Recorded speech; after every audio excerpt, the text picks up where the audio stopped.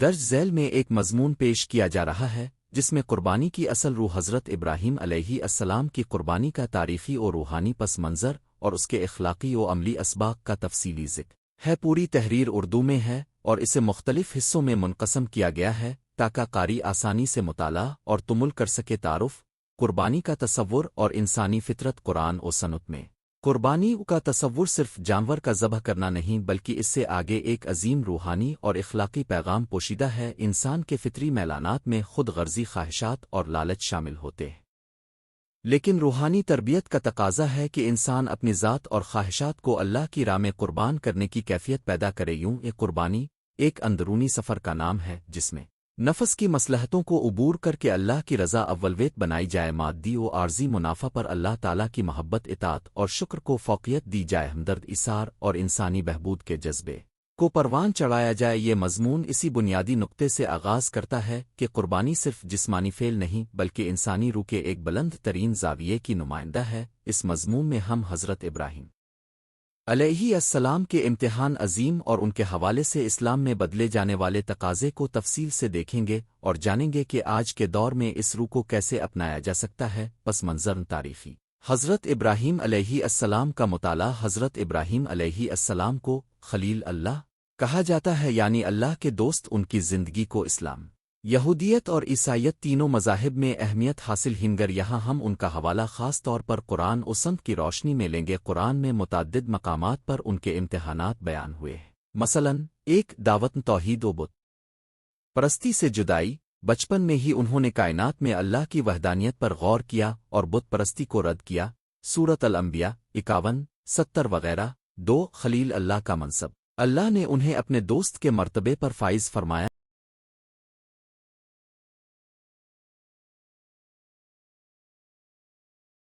جو اطاعت، عشق الہی اور قربانی کا عظیم نمونہ ہے۔ 3 ایمان و اخلاص کا سفر۔ بہت سی آزمائشیں جن میں سب سے بڑا امتحان وہ تھا جب اللہ نے انہیں اپنے بیٹے کو قربان کرنے کا حکم دہ۔ مضمون بنیادی طور پر اس آخری امتحان یعنی او قربانہ اسماعیلی کے پس منظر اور اس سے ملنے والے اسباق پر مرکوز ہے۔ امتحان قربانی واقعہ اور حوالہ قرآن نے اس واقعے کا ذکر بطور امتحان اور درس عظیم بیان کیا۔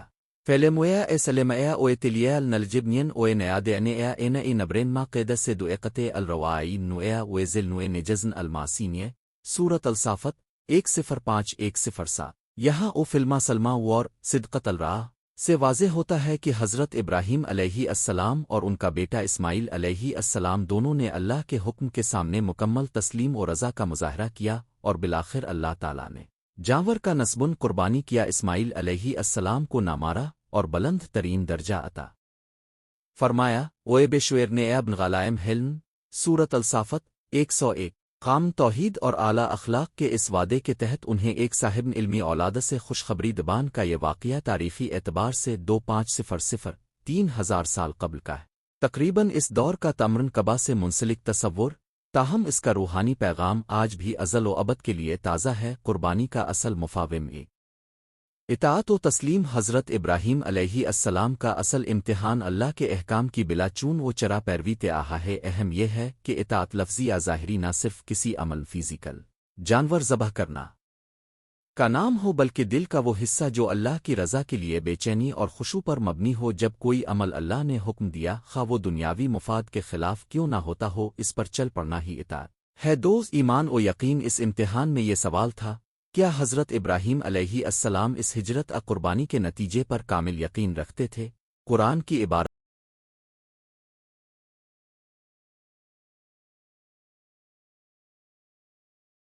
صدقت الراہ اس یقین کی تصدیق ہے کہ خواب کو سچ جان لیا۔ ایمان صرف زبانی اقرار نہیں بلکہ عمل سے بھی ثابت ہونا چاہیے، میں شک کی گنجائش نہ ہو اور اللہ کی حکمت پر بھروسہ کامل ہو۔ 3 عشق الہی۔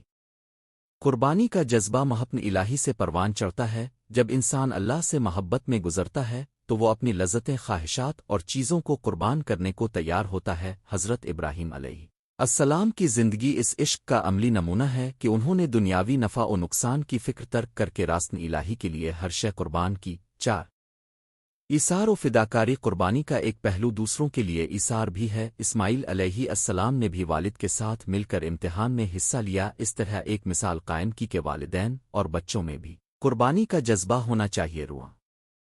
ایثار سے انسان معاشرے میں مصائب و آلام میں دوسروں کی مدد کے لیے تیار ہوتا ہے۔ 5 شکر و رضا قربانی کے بعد اللہ نے جانور فراہم کر کے اسماعیل علیہ السلام کی جگہ قربانی قبول فرمائی۔ یہاں شکر کی کیفیت بھی سامنے آتی ہے۔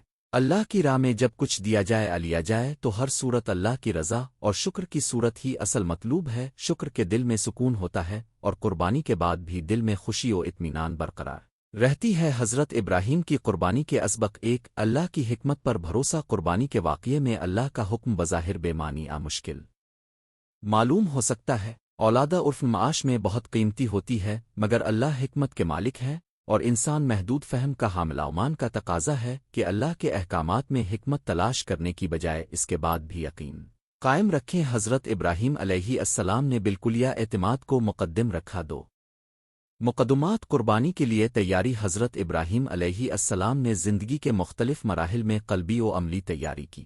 ابتدائی دور میں بت پرستی سے جدائی، مادی آسائشات ترک کر کے مکہ کی تنہائی میں تامرن کبا اولاد کا حصول اور پھر اس کا امتحان یہ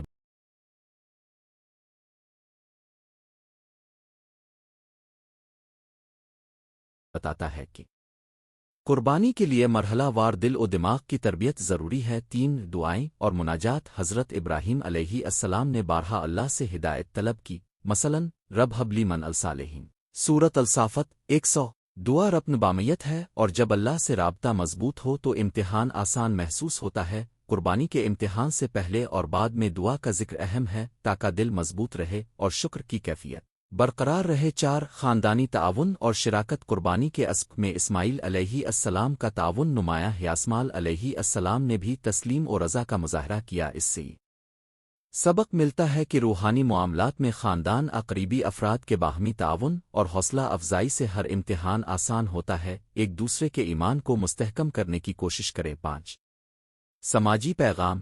غریبوں و مسکینوں کی خاطر قربانی۔ حضرت ابراہیم علیہ السلام کے واقعے کے بعد اسلامی شریعت میں قربانی کا حکم ہوا تو اس کا مقصد صرف جانور کا ذبح کرنا نہیں بلکہ اس گوشت کو محتاجوں میں تقسیم کرنا بھی ضروری ٹھہرایا گیا۔ اس سے شعور پیدا ہوتا ہے کہ ایثار صرف خانوادگی دائرہ تک محدود نہ ہو بلکہ سماجی بہبود کا فریضہ بھی ہے۔ عید الاضحیٰ پر سنت بے واجالنا مسلمان لوگ او کی دعا اللہ کے سامنے تسلیم اور ہدایت کی طلب واجال بینا وبیں کو منا ماما، یعنی امت میں رہنمائی کی ضرورت۔ سورت حاجر اور سورت ابراہیم میں دیگر پہلوؤں کا ذکر، کعبہ کی تعمیر، خاندان کی اجتماعی روح اور ہمیں نماز اور ذکر کا حکم دیا اور صبر اور شکر عطا فرمایا۔ ان حوالوں سے معلوم ہوتا ہے کہ قربانی کا جذبہ نماز، ذکر، دینی رہنماؤں کی لگاؤ اور امت سازی کے منصوبے سے جڑا ہے، یعنی صرف وقتی لمحے کا واقعہ نہیں بلکہ ایک مسلسل روحانی سفر ہے۔ اخلاقی اور روحانی تربیت، عملی تجویز۔ ایک روزمرہ عبادات میں خلوص، نماز، روزہ، تلاوت قرآن اور اذکار و دعا میں خلوص پیدا کریں۔ قربانی کے جذبے کی طرح ہر عبادت کو دل سے ادا کریں تاکہ اللہ کی رضا اور قربت کا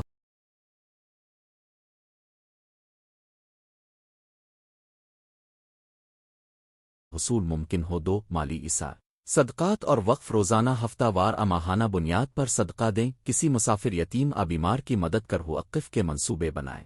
تعلیم، صحت، فلاحی خدمات کے لیے مستقل مالی تعاون۔ 3 وقتی قربانی، سوشل میڈیا اور تفریحی رویوں میں توازن۔ فالتو سوشل میڈیا نشہ آور مشغولت میں وقت ضائع کرنے کی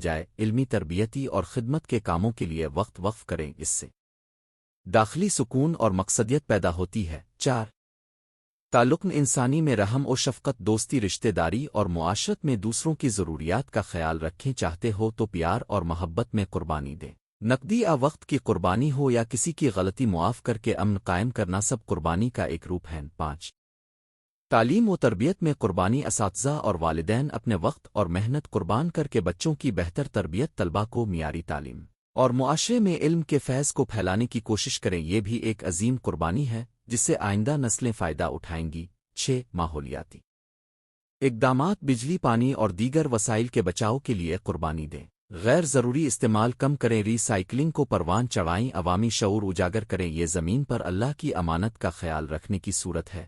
7 اخلاقی بہبود اور عدل، ہر شعبے میں عدل کی پاسداری کریں، کام کی جگہ پر انصاف، انسانوں اور جانوروں کے حقوق کا تحفظ، برابری اور مساوات کو فروغ، داس میں بھی قربانی کا جذبہ درکار ہے، خود غرضی چھوڑ کر انصاف میں کمی نہ کریں۔ 8 دعائیں اور مراقبہ، روزانہ دعا کے اوقات نکالیں، اللہ سے رہنمائی طلب کریں اور قربانی کا جذبہ دل میں تازہ کاف مراقبہ تو مل کریں کہ کہاں کمزوری ہے، کن معاملات میں اللہ کی رضا کے لیے قربانی دینا درکار ہے اور ترقی کی راہیں کیا ہے۔ 9 اجتماعی عبادات اور فلاحی پروگرام، مساجد اور اسلامی تنظیموں میں حصہ لیں، قربانی کے موسم میں کسی بھی موقع پر مستحقین کی مدد کے پروگراموں کو منظم کریں، ٹیم ورک اور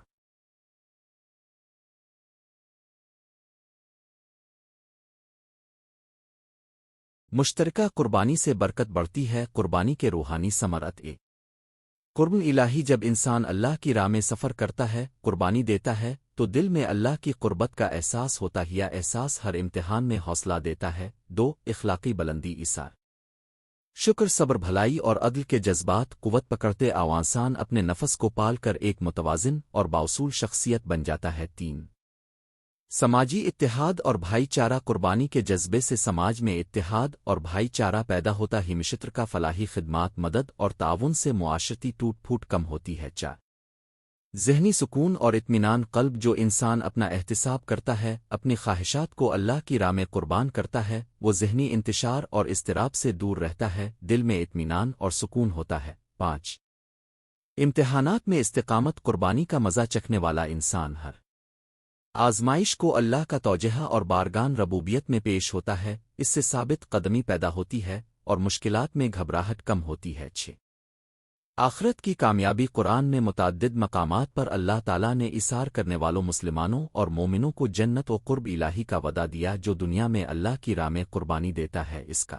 اجر آخرت میں محفوظ ہے۔ عید الاضحیٰ، عبادت اور قربانی کا اجتماعی منظر، عید الاضحیٰ حضرت ابراہیم کی قربانی کی یاد میں منائی جاتی ہے، اس میں چند اہم نکات، نماز عید اور خطبہ عالم اسلام ایک مقام پر اجتماع ہوتا ہے، اللہ کی بڑائی، شکر اور اجتماعیت کا پیغام واضح ہوتا ہے۔ قربانی کا جانور، ہر اہل استطاعت مسلمان جانور قربان کرتا ہے، گوشت 3 حصوں میں تقسیم کرتا ہے، ایک حصہ اپنے لیے، ایک حصہ رشتہ داروں کے لیے اور ایک حصہ غریب و مسکین کے لیے، اس سے اجتماعی تعاون اور مساوات کا اظہار ہوتا ہے۔ زکوٰۃ الفطر سے ممیز، زکوٰۃ الفطر روزے سے قبل محتاجوں کو فطرانہ دینے کا حکم ہے، جبکہ عید الاضحیٰ کی قربانی خاص وقت میں جانور ذبح کرنے اور تقسیم کرنے کی صورت ہے۔ دونوں عبادات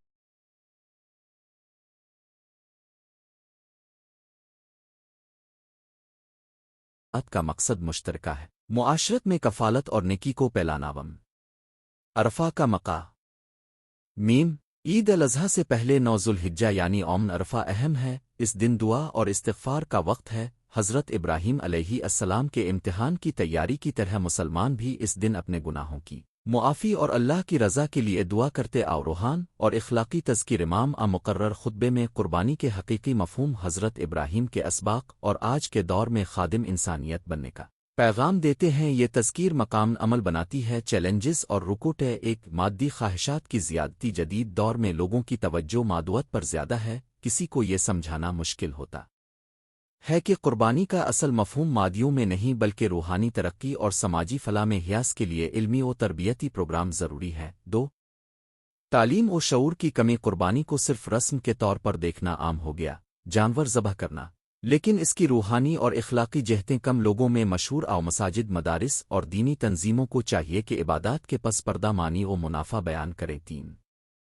انتظامی مسائل، قربانی کے گوشت کی تقسیم میں بہتری لانا، مستحقین تک بروقت پہنچانا، صاف ستھرا عمل اور ماحول کا تحفظ، لاجسٹیکل چیلنجز ہے بھی، ایثار اور تعاون کے جذبے کو فروغ دینا ضروری ہے۔ 4 لاپرواہی، بعض اوقات صدقات قربانی کا گوشت دینے میں لاپرواہی ہو جاتی ہے یا معیار پر توجہ نہیں ہوتی، اس میں بھی اہل ایمان کو اخلاقی جواب دہی کا جذبہ لانا قربانی کا حقیقی تقاضا ہے۔ 5 فردیت پسندی، انفرادی ترقی کے پیچھے اگر دوسروں کی بھلائی کا جذبہ کمزور ہو تو قربانی کا روحانی پہلو ماند پڑ جاتا ہے، اس کے لیے اجتماعی شعور، برادری اور امت واحدہ کے تصورات کو مضبوط کرنا ہوگا۔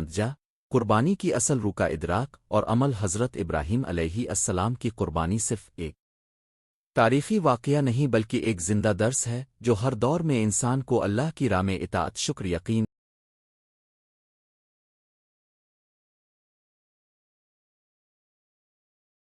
ایثار اور سماجی بھلائی کی تعلیم دیتا ہے۔ قربانی کی اصل روح کو سمجھنے اور اسے اپنی زندگیوں میں اتارنے کے لیے درج ذیل امور اہم ہیں۔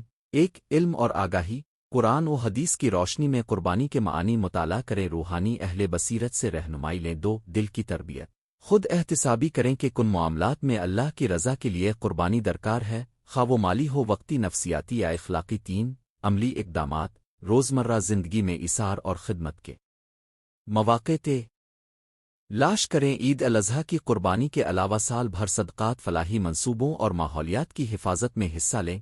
چار، اجتماعی تعاون۔ معاشرت میں باہمی تعاون اور تنظیم کے ذریعے قربانی کے روحانی اثرات کو وسیع کر مستحقیں تک انتظامی نظام بہتر کریں، جماعتی عبادات اور پروگرام کریں۔ پانچ، دعا اور توکل۔ ہر عمل کے بعد دعا کریں اور اللہ پر بھروسہ رکھیں کہ وہ ہمارے ایثار کو قبول فرمائے اور ہمارے دلوں کو مضبوط کرے۔ چھ، مثال سازی۔ خود بھی قربانی کے جذبے کے حامل بنیں اور دوسروں کو اس کی ترغیب، خاندان، دوستوں اور سوسائٹی میں مثبت تبدیلی کے لیے عمل کریں۔ سات، مسلسل تمل۔ قیامت تک انسان کو امتحانات درپیش رہیں گی۔ حضرت ابراہیم علیہ السلام کا امتحان ایک سنگ میل ہے، مگر ہمیں اپنی روزمرہ کی آزمائشوں میں بھی اسی جذبے کے ساتھ مقابلہ کرنا ہے۔ آٹھ، آخرت کا مقصد۔ زندگی کا مقصد صرف دنیاوی کامیابیاں نہیں بلکہ اللہ کی رضا اور آخرت کی کامیابی ہے۔ قربانی یہ شعور دل میں بیدار کرتی ہے کہ مادی دنیا وقتی ہے اور اصل منزل اللہ کی قربت۔ یہ خلاصہ قربانی کا تصور حضرت ابراہیم علیہ السلام کے واقعے سے جڑا ہوا انسانی روح کو اللہ کی راہ میں حقیقی طور پر فدا کرنے کا درس دیتا ہے۔ اس میں اندرونی تسلیم، اخلاص، یقین، عشق الہی، ایثار، شکر گزاری اور سماجی بھلائی شامل ہیں۔ آج کے دور میں بھی ہمیں اس درس کو زندہ رکھنا ہے، روزمرہ کی زندگی میں چھوٹی بڑی قربانیاں دیتے ہوئے دوسروں کی مدد اور خدمات پیش کر کے وسائل کے درست استعمال